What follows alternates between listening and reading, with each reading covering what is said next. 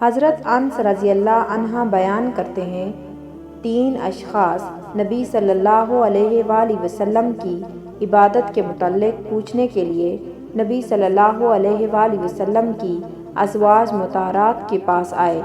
جب انہیں اس کے متعلق بتایا گیا تو گویا انہوں نے اسے کم محسوس کیا، چنانچہ انہوں نے کہا، ہماری نبی صلی اللہ علیہ وآلہ وسلم سے کیا نسبت، اللہ نے تو ان کی اگلی پچھلی تمام خطائیں معاف فرما دی ہیں۔ ان میں سے ایک نے کہا، میں تو ہمیشہ ساری رات نماز پڑھوں گا۔ دوسرے نے کہا، میں دن کے وقت ہمیشہ روزہ رکھوں گا اور افطار نہیں کروں گا۔ اور تیسرے نے کہا، میں عورتوں سے اجتناب کروں گا اور میں کبھی شادی نہیں کروں گا۔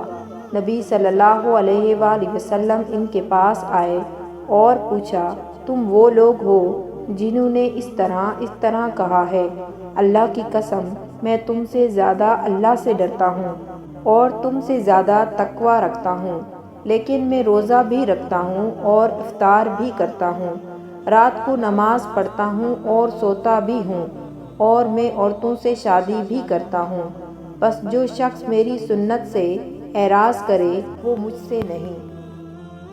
حضرت معاذ بن جبل رضی اللہ عنہ بیان کرتے ہیں، میں نے رسول اللہ صلی اللہ علیہ وآلہ وسلم کو فرماتے ہوئے سنا، جو شخص اس حالت میں اللہ سے ملاقات کرے کہ وہ اس کے ساتھ کسی کو شریک نہ ٹھہراتا ہو، 5 نمازیں پڑھتا ہو اور رمضان کے روزے رکھتا ہو تو اسے بخش دیا جائے گا۔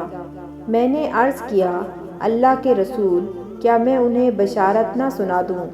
آپ صلی اللہ علیہ وآلہ وسلم نے فرمایا، انہیں چھوڑ دو تاکہ وہ عمل کرتے رہیں۔